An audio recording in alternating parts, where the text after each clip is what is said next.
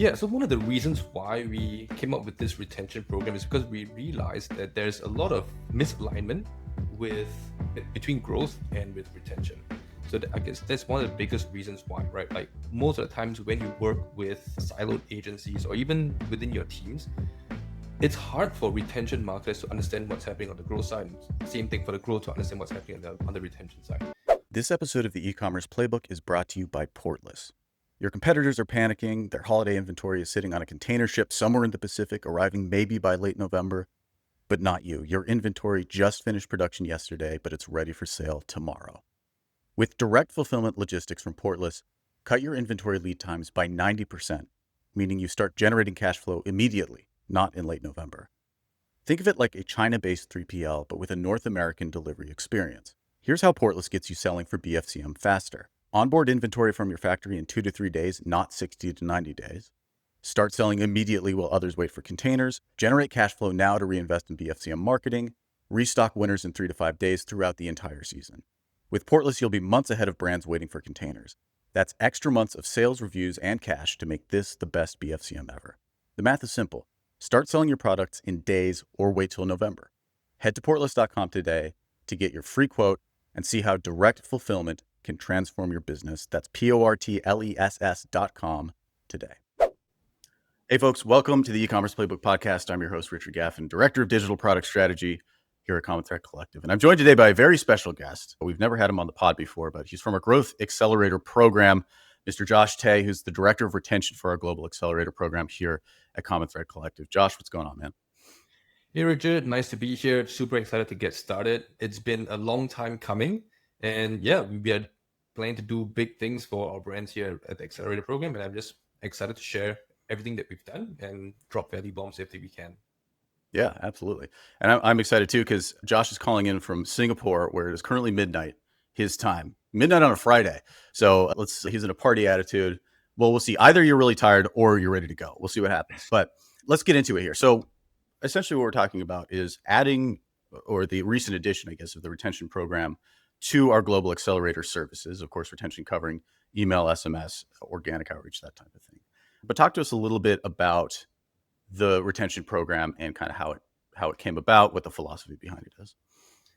Yeah, so one of the reasons why we came up with this retention program is because we realized that there's a lot of misalignment between growth and with retention. So I guess that's one of the biggest reasons why, right? Like most of the times when you work with siloed agencies or even within your teams, it's hard for retention marketers to understand what's happening on the growth side. And same thing for the growth to understand what's happening on the retention side. So we kind of use the growth map, and the growth map becomes, and Statless becomes like our main brain, and allows both of our teams to talk and understand each other at a much deeper level. So on our program, we speak to the growth strategists every week. We join some of their weeklies as well.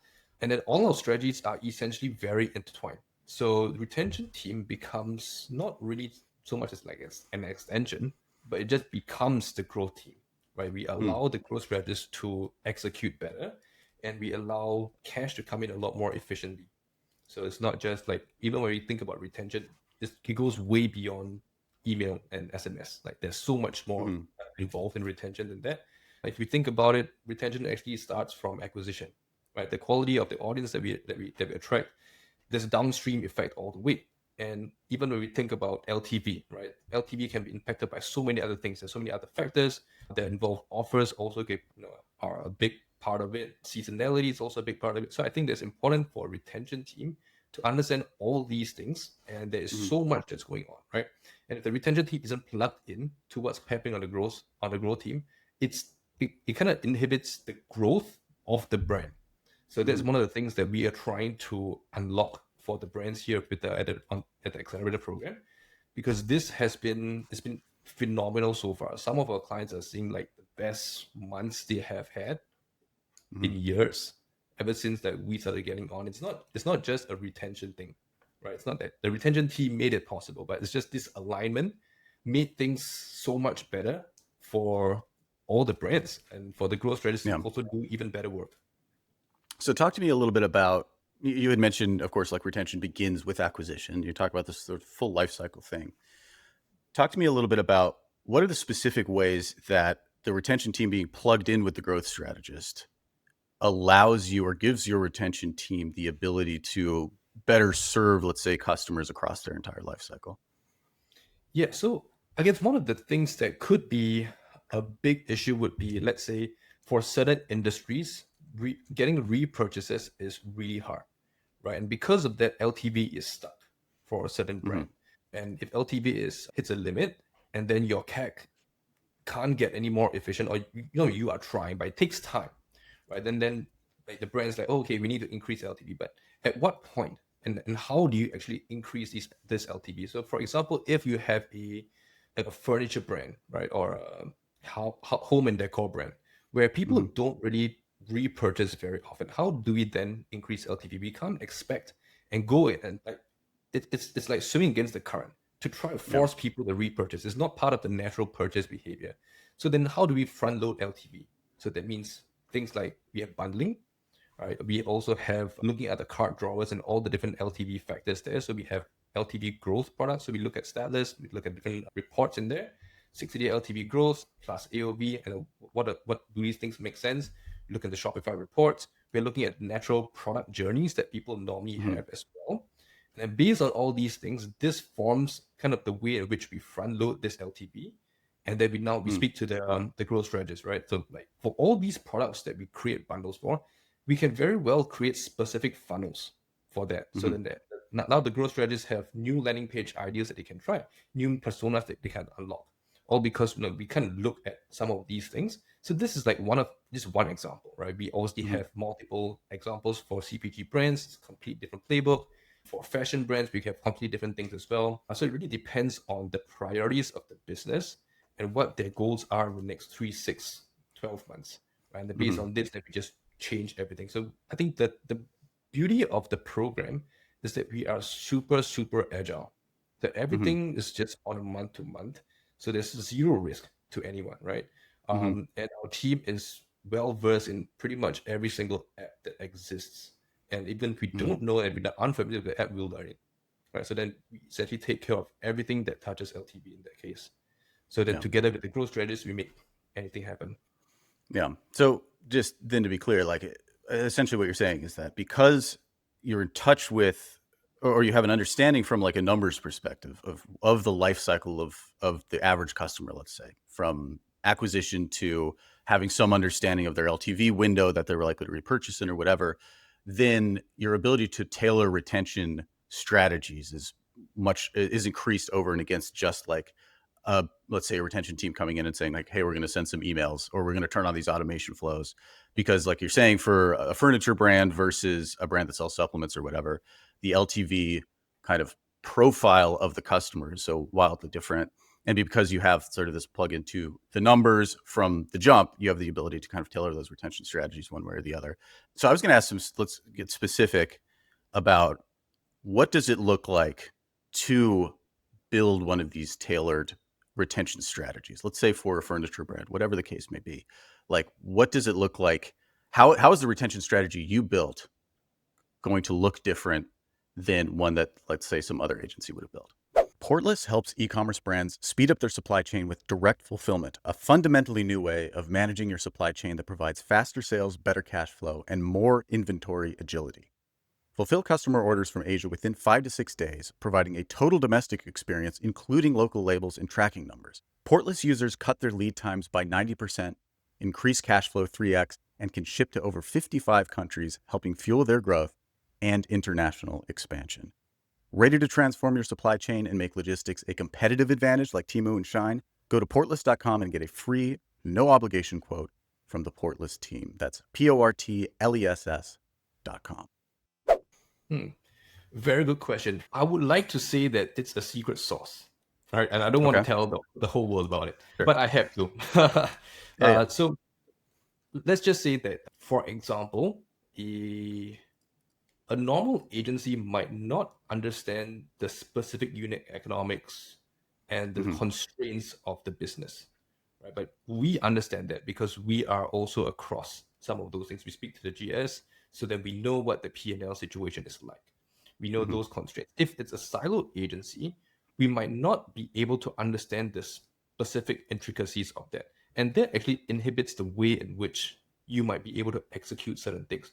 So let's give an example, right? We are currently working with a supplement brand, Mm-hmm. and this supplement brand already has a subscription program, Okay. and the subscription program has been struggling to get new subscribers. Churn is decent, right? Mm-hmm. It's manageable. So the main problem for the subscription program is actually the demand for the subscription program. Mm-hmm. So, but then the subscription program is already giving 20% off. So it's a pretty decently attractive Mm-hmm. product, right? It's a decently attractive price as well. So why is it that people aren't jumping on this offer?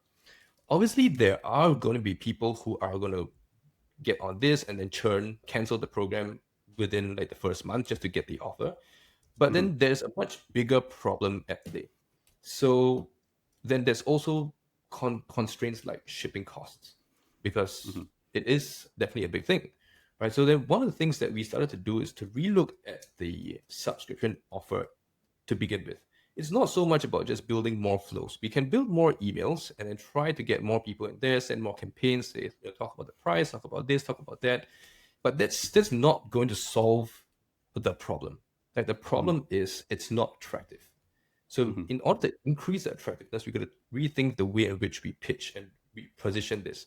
So welcome kit has become a big thing for us then. Mm-hmm. So we end up offering new products in there, and then based on their B tier and C tier products, we now start including that in the product, in the welcome kit. So then now we can customize the subscription program to have welcome kit, right, with so and so product, and then with a subscription on the back after that. Mm-hmm. And then this like fully customizable, and we plan out the whole thing.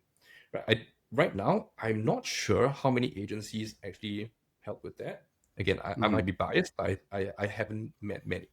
Right. Yeah. So this is one of the things that we understand. And then this is one thing, right? So coming up with a subscription program is one. And then with regards to the shipping cost, it's also become a problem for the brand, right? Because part of the offer initially was like, free shipping with every order. And that was something that was getting people in. But Mm-hmm. free shipping is also costly to the brand. So and because we are seeing that there's low demand for the subscription program, how do we now get cash in fast? And how do we Mm-hmm. front load some of this LTV? Because we don't know if this would fly and this would work phenomenally well. We might not. So if it doesn't, how do we then fight this? What's our Mm-hmm. safety net? So product development has become a thing. So now that we are speaking again with the GS, we are speaking with the client to develop a new product. So instead of having a 30-day bottle, we now have an XL bottle, which Mm-hmm. is a 90-day or a 120-day supply. So in this case, we don't have to worry so much about the subscription program anymore. Mm-hmm. Right? We now have two things that are running in parallel. So if we can front load some of this LTV and we get people onto a 4-month program, we don't have to worry about it. We've already locked people in. We've locked in that LTV. And this Mm-hmm. is not possible if we didn't understand the unit economics and the constraints of the brand. And Right. again, this is why this is the difference between what we're doing and what anyone else can possibly do. Because Yeah. otherwise, it would take so much of back and forth and so much of trial and error. The agency doesn't even know what they don't know. So maybe Right. we can't blame other agencies for not being able to do this. It's because they don't know. They don't know what's happening. But yeah, Yeah. we do. So, yeah, yeah. So, I mean, I think like there's a couple good things to pull out of there. Like one is essentially that what you're describing is the retention team solving an acquisition problem, which is what you alluded to at the beginning, which is obviously like generally speaking, you're supposed to come in and think about the churn problem. But of course, if the churn problem is actually an acquisition problem in some ways, then you can see how like the retention being completely knit up with the entire customer journey becomes super, super important, because if you change the front loaded offer, or rather the initial offer wholesale, then of course that affects the entire retention flow afterwards. And so what you're describing is because of some understanding of the unit economics, you have an understanding of what the actual offer ought to be on the front end, like what's sustainable for the brand, and then have kind of the freedom to experiment with well, if we make this the initial offer, then this is what the retention flow has to be. And then it's sort of essentially what it sounds like. You're basically like a customer lifecycle strategist as much as you are like a retention strategist or something along those lines. Is that fair to say? Yeah, yeah, for sure, 100%.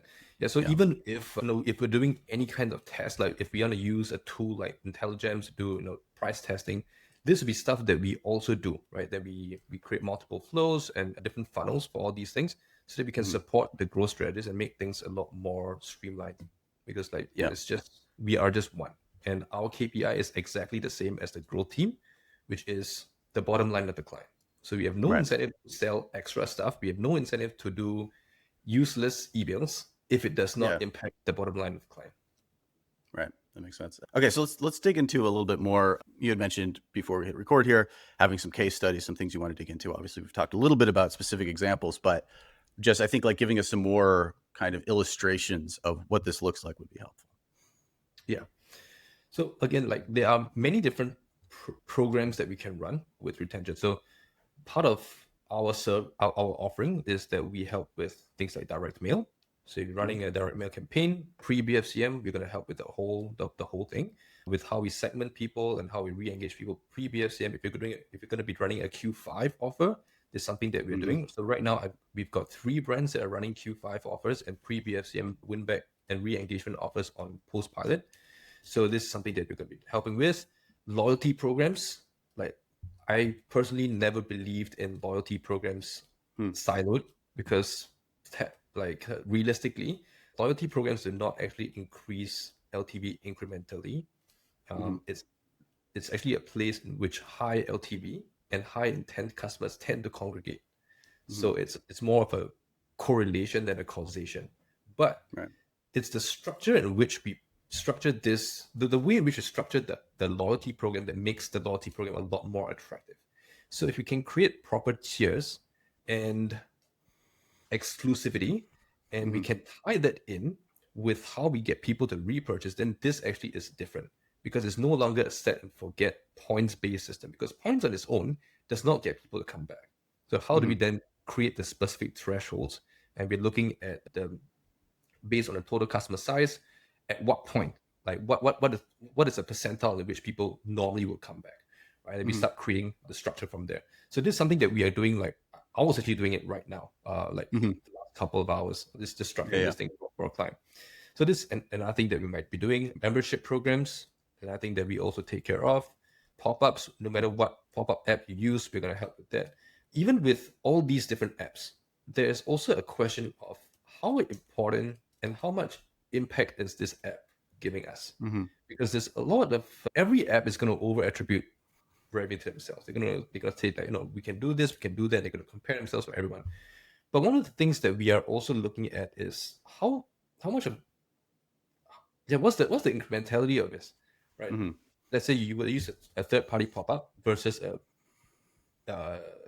Klaviyo pop-up. What's the Mhm. difference, right? Is it really going to double, triple your pop-up opt-in rate that they claim?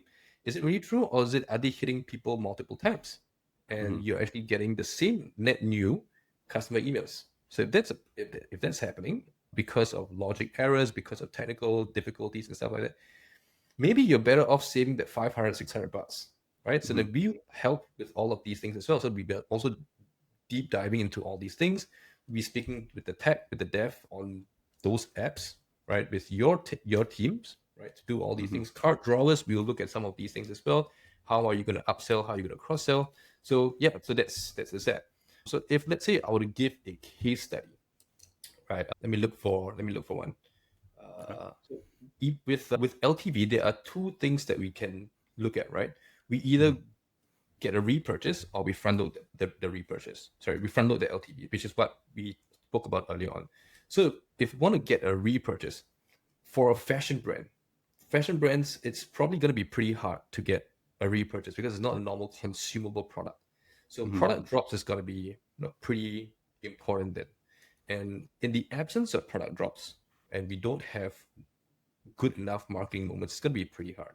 So then Mhm. how do we have new things? So the the loyalty program, the membership program, this is something that we would then create, come into, oops, sorry. Yeah. This is this is then something that we would work together in order to artificially engineer a moment, because it's going to be it's gonna be hard if you don't have something that's of good quality. Yeah, so for a fashion brand, you can have paid membership, $50, for Mm-hmm. example, per year, and you can create like a calculation where you can gain back or earn back the $50 within the first 2 or 3 months. That would be the ideal scenario where it's a crazy stupid idea not to Mm-hmm. jump on this offer, right? And if Yeah. you know that you're gonna repurchase again, why not? So then we'll structure some of these things, and then we use emails and we use SMS in order to effect change on that, so that X number of store credits left. This is the amount of time that you have before the credits expire. You can have different kinds of birthday reminders and exclusive drops. All these things would be baked into it. Mm-hmm. Yeah, I don't. Did I actually answer your question? I feel like I went all over the place Well, and I I mean, didn't really give. yeah, what I was asking for specifically was just examples of just sort of continuing from the previous question I had asked, which Yeah. is just specific examples of ways that like your approach to retention Mhm. is kind of tweaked based on specific scenarios. So, I mean, that's kind of what you've pointed out here too. Like one, what does it look like to actually build out a loyalty system that makes sense for a specific brand, given the LTV and the return rate of certain customers at certain tiers, whatever. But then also thinking through the example of the fashion brand, right? Where you're like, in the absence of new product, how do you actually engineer moments by creating these sort of like this membership program, which again, is really interesting because this is like, that's a retention play, but it could also potentially be an acquisition play. I mean, that's generally speaking, like new product becomes an acquisition play sometimes as well. And so, yeah, I think those are both really good illustrations of how this is sort of a full funnel approach, or a much more holistic approach to retention than just turning on people's email flows or whatever. So, I mean, yeah, to what extent is like, I mean, it sounds like a lot of your work is not only like pulling the levers and running people's Klaviyo or whatever, it's also strategizing, or maybe primarily even the impact is strategizing around building these types of programs, these types of incentives, these types of offers, that sort of thing. Would you say like that's kind of like the primary like value differentiator here, or is it something else? Yeah, yeah, definitely. Yeah, take big swings, you get big results, right? That's Mm-hmm. that's essentially what we're trying to do as well. So, but then like our deliverable, like part of our contract is still emails and SMS. So then Mm-hmm. how do we like what is our deliverable to you, right? So it's still emails and it's still SMS. So all these things that we handle is over and above the contracted number of emails and SMS that we do. And as I mentioned early on, we are very in the growth map, and everything that we do is based on whatever we are seeing in the growth map and what we're seeing in Stylus. So we are able to forecast all our revenue based on that as well. Again, this is not something that I've really seen happen very commonly outside. I think it's only in CTC that we actually forecast revenue in this manner. Mm-hmm.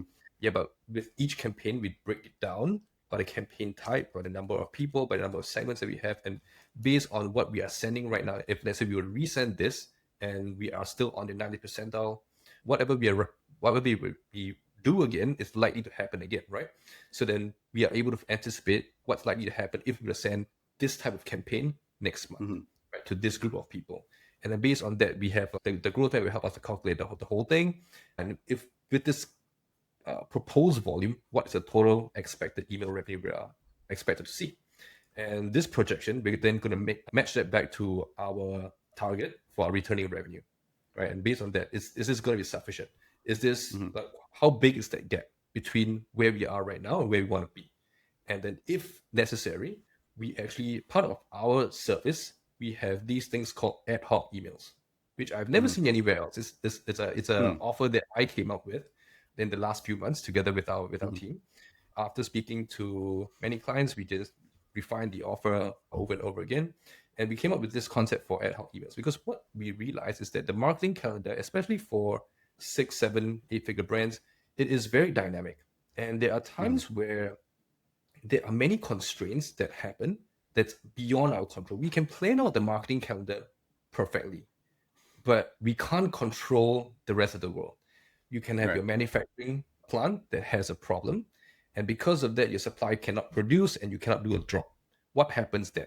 Right? We got Mm-hmm. to scrap this whole thing, which also means that in your marketing calendar right now you've got a gap.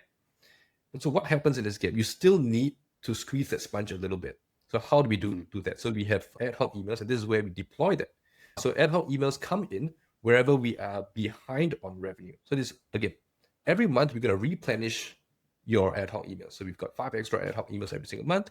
Whenever we are behind on our targets, this is where we will proactively tell you, hey, so and so, we are going to be behind on revenue. We need to send an extra 2, 3, 4 emails, and this is the type of email that we're gonna send.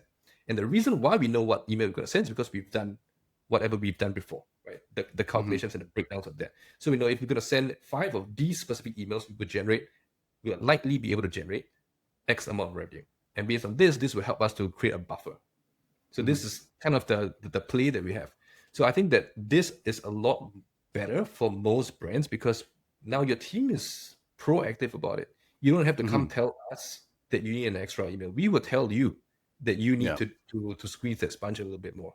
Right? If it's Interesting. an SMS, we can swap out our resourcing, we can trade in and out. That's all part of the package. Yeah. So with these, I want to dig into that a little bit with these ad hoc emails. So how are those differing, let's say, creatively from an offer perspective from what was already planned? So let's say like there's an inventory issue with a drop or something like that. Are the ad hoc emails going to be, are you coming up with those types of like the example with the fashion brand earlier? Like you said, like we'll put together, hey, this membership program. Is that the sort of thing that you have in these ad hoc emails, or what generally speaking is the content of those? So the ad hoc email would really depend on what's going on, right? So it might be in the absence of an offer and then we need to fill it in with evergreens. If that's the case, Mm-hmm. cool, right? Sometimes it might also just be we are running an offer right now and the promotion that we have that is not getting the right response and Mm-hmm. we are not hitting the targets that we're expecting to be. And because we are behind on those targets, this is where, again, we can deploy some of these ad hoc emails. And the ad hoc emails can be created within just like 72 hours. Most of the time, we can create much faster than that. 72 hours is Mm-hmm. just a bit more conservative. But yeah, it's that agility that we also provide that's, it's pretty unique. And I think that's something that a lot of people would see a lot of value in because the Yeah. alternative would be you scrambling at the last moment and you're just like, what am I going to do? What kind of Yeah. email am I going to create? Right? We don't have all the information that we need, but we do, right? Because we are actually actualizing this every single month. So all our strategies are pulling in and updating this every single month as well. So we are updating it against the last 90 days so that we are also prioritizing recency for this. So Mm-hmm. based on this, we now know that so far we are pretty on target with most of our things within 10% delta of our projections. So I think it's a pretty good concept that we have right now. Mm-hmm. Yeah. No, it's awesome. So let's so we got a nice little rundown of kind of specifically how this differs and why that's so important. But let's talk a little bit about the Global Accelerator program. Primarily serves brands that are in, say, mid 7-figure range. On our service side on CTC, we serve brands that are 8, 9. On our admission program, it's brands that are kind of 6, early 7. So talk to me about like the specific, what makes like the kind of the brands at the 7-figure, mid 7-figure tier different from a retention perspective than brands at 8 or 9 or brands kind of before that tier? It's a very interesting question. I think that it's something that is very important to consider because I'll just speak specifically about 7-figure first, right? 7 and maybe early, super early stage 8. And it's all about resource efficiency because we have limited amounts of resources. If we are at like high 8 figures, yeah, we probably have a team that's Mm-hmm. dedicated, or you have a dedicated team internally that's dedicated to creating certain emails. You have teams specifically whose job is just reviewing emails from agencies and managing agencies. So that's a completely different conversation that we're having. But for 7-figure brands where the business owner sometimes is still tied down by operations, Mm-hmm. we need to relieve you of some of that work. And maybe you have got a small team of like 3, 4 people, your marketing manager is managing everything, right? And then, so it comes again to the point of budget and resource efficiency. So, what is the biggest impact right now for you? So, those Mm-hmm. things become a priority. So, everything that we do has an ICE score, impact, confidence, and ease. We scale it really upon 5. And then we then like prioritize, right? What's the most important things right now for you to do?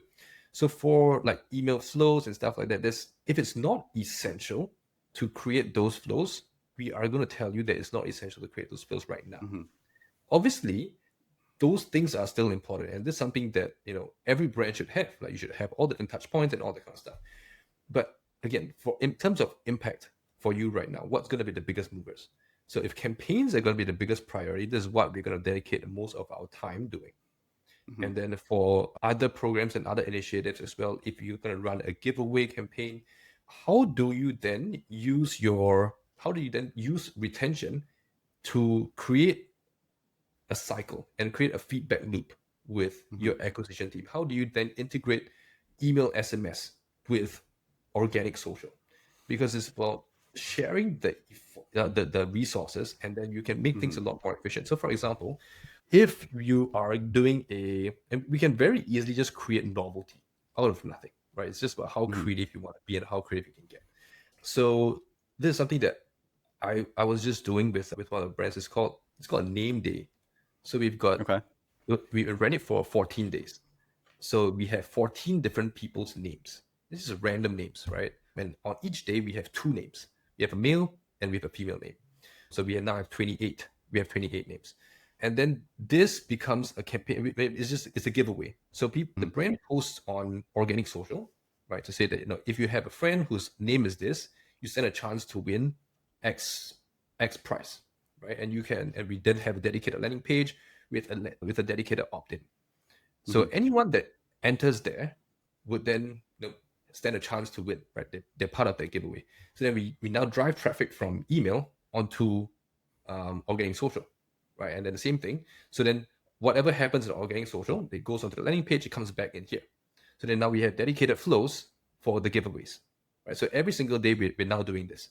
And then all these people enter a different segment, and the segment gets pushed into a custom audience, and the growth strategists can continue their work on their side. So it's a lot more effective in this sense because you're using one resource and you're sharing the same audience across multiple platforms. Mm-hmm. So it kind of creates a flywheel effect. Yeah, that makes sense. I was going to ask around to the point of efficiency. So you mentioned obviously like bringing this sort of organic social and retention email and SMS efforts together. Like that's one example of that. But I also was thinking through, like you mentioned at the beginning of your answer to this question, like how do you prioritizing things like, hey, this flow is not worthwhile right now, or whatever the case may be. What is the rubric by which you're measuring that, right? So how is your team determining the priority of various tasks when thinking through creating these efficiencies? I mean, we already roughly know what the impact is going to be purely Mm-hmm. based on like for flows, right? The Mm-hmm. biggest revenue driver is going to be probably like your welcome flow, your checkout Mm-hmm. abandon, maybe your cart abandon, your browse abandon, and then your post purchase flow, your replenishment flow, whatever. So like for site abandon flows, for collection abandon flows, like are these going to be super big movers? Like I don't know. Right, for site abandon, it's probably not going to be that big of a deal. Same thing for your Mm-hmm. win back flow. Same thing for your sunset flow. For collection flow, it depends. So we are going to look into Shopify reports. We're going to look at your landing page sessions. If you have a huge amount of traffic going to your collection pages, let's say we've got traffic and we've got ads going specifically to collection pages, then yeah, that would definitely make sense that we have a collection abandon flow because that's where Mm-hmm. traffic is going to exist. So then we need to have a catch all from there. So then, yeah, this becomes part of that thought process. Because, yeah, so like even with flows, if we think about the whole purchase journey and the time between orders, between, let's say, order one to order two, it's a whole histogram, right? People are ordering Mm-hmm. anywhere between 0 to 5 days, all the way to like 365, 720 days. So it's latent value capture across the whole thing. And it's impossible for you to just use a flow to catch everyone, Mm-hmm. right? We are going to use our time between orders chart and look at the modal time between orders to determine when is the best time for us to trigger certain things, or when's the best time for us to send certain kinds of emails that's most likely for people to repurchase there. But this most likely is only capturing a specific percentage of all these people. Is this Mm-hmm. one small tiny purchase window? But what happens to everyone here? What happens to everyone here? We are ignoring them, right? So again, in terms of efficiency, if we were to create this flow, what's likely going to be the impact here? Is Mm-hmm. this something that makes the most sense for you, or does it make sense for you just dedicate yourself to increasing the volume of campaigns right now till you have more cash flow? So then we're going to push campaigns, Obviously, the campaigns are going to be a bit more strategic. It's not going to be like a set to hold this kind of thing. But then once you have this and you know that you've got sufficient cash, right? Then we can at a later time, maybe in Q1, because right now Q4, right? In Q1, maybe we can now reconsider having a specific project where we deploy and we can load everything. So within 1 month, we build out everything. Right? It's a separate project over and above the existing retainer and the whatever, right? If it makes sense at that point. But right now, what's the biggest problem for you? Then we will solve for that first. So this is Yeah. how the team would then prioritize things.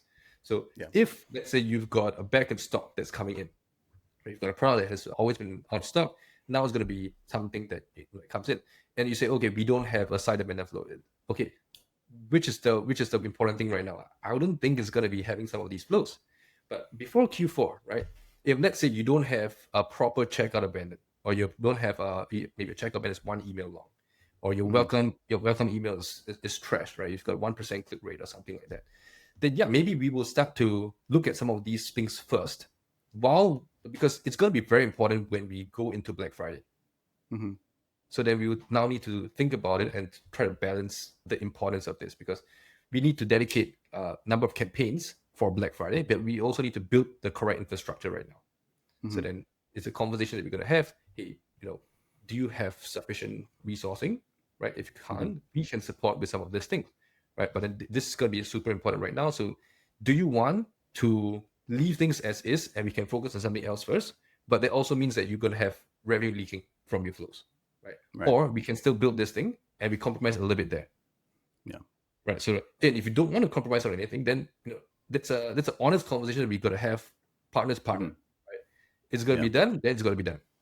No, it makes sense. I think it sounds like basically in order to prioritize these things properly, obviously there's like a little bit of common sense, like, oh, the welcome flow is not working, whatever. But it also feels like what we're pointing back to again is like our specific access to the data across, again, like sort of the entire life cycle of the customer, having this sort of like conversations with the growth strategist, this sort of overall understanding of like the brand's numbers or whatever. Those are the types of data points that give you the ability to make these calls around priority. Like even to your point, like understanding the per send revenue expectation of each campaign gives you a clear sense of which ones are the most valuable. And I would say most brands probably don't have access to that type of information. And so that's kind of like another sort of edge that we give you as a retention program, is the sort of like the understanding of what's actually happening. And then because of that data, you have the ability to make these really crucial prioritization decisions. So one thing that I like to ask when I'm talking particularly to somebody new, hasn't been on the pod yet, is what, for brands that are out there listening that maybe they're not clients yet, maybe they will be one day, but they don't currently have access to this type of system, what's like the number one thing that you can do right now to sort of increase your retention performance? Wow, that is a very big question. Complicated question. Yeah, what is the best thing that you can do to increase your retention performance, right? Mm-hmm. Yeah. I think it's looking at your revenue over time charts Mm-hmm. and then looking at the drop offs. So you're going to have a cohort analysis chart, um, LTV over time. Whether you're gonna, I think the best thing to be looking at would be your cumulative LTV over time, revenue based, and then looking at the drop offs. So when are Mm-hmm. people dropping off from month 0 to month 1, month 1 to month 2, month 2 to month 3, right? What's the percentage drop off, and what's the percentage of LTV growth from month to month? And that actually becomes probably one of the biggest things in order to tell you where you should be prioritizing your time, whether it's Mm-hmm. actually on win backs and what the natural propensity is to repurchase. So there's several things they're going to look at. So you're going to look at your LTV over time. You're going to look at your time between orders, and you're going to split this between your time between orders for first time customers, so order 1 to order 2, and then from order 2 to order 3, right? I would suggest focusing a lot more on order 1 to 2, because this is where most of your customer file actually sits. The majority of people are one-time customers, so you're going to solve for the biggest things first. So looking at time between orders, and then looking at your product journey. So there are some apps that exist that have this chart to show you what people are naturally repurchase after you purchase a certain item. Otherwise, you can just export your list, so export all your sales over time reports from Shopify, sort it by customer email, sort it by first versus repeat customer, and then by product name, blah blah blah. And then you put it into an AI, right? And ask them to rank Mhm. top 3, top 5 products and the natural repurchase rates in the top 3. So now you get a matrix of about 25 different products. And this is where you then match this with the amount of revenue that you're getting to see what is the biggest impact for you. Mhm. And based on that, then you're gonna decide, right? Does it make sense for me to now create segmented flows and create specific segments or specific campaigns highlighting specific products? Because this is a high demand, and it's also got a high LTV for me, right? You're gonna Mhm. match and you're gonna marry these two things. So I think if we are able to do this, we would naturally already see an increase in retention just Yeah. purely based on numbers, right? It might not be the most sustainable, but it forms a good enough foundation for us to base a lot of things on. Yeah. So yeah, so I mean, basically what you're saying is like it all starts with the data, getting familiar with, particularly what you're saying, which is like your repurchase window. Like we've called it the past 60-day LTV. Yep. For other brands, it might be 30, might be 120, whatever the case may be. But determining what that is, so you can kind of determine like the most important moment to re-engage with that customer, right? Yeah, 100%. Yeah. Cool. Well, anything else that you wanna hit? You want to cover here? If you ask me questions forever, I'll be able to talk forever. Yeah, sure. Hey, fair enough, man. Well, if you want to ask Josh questions, you know where to find us, commonthreadco.com. Hit that hire us button. Let us know that you're interested in working with us, working with our retention program, working with our Global Accelerator program. There's also a page on the Common Thread website. If you click work with us, underneath it, there's an accelerator program drop down that you can click and get a little more information about the program. If you're interested, if you're a mid seven figure, kind of early 8-figure brand, this is the perfect fit for you. But yeah, we'll close it out there. Josh, appreciate you joining us. And thanks to everyone out there for listening. We'll talk to you next time.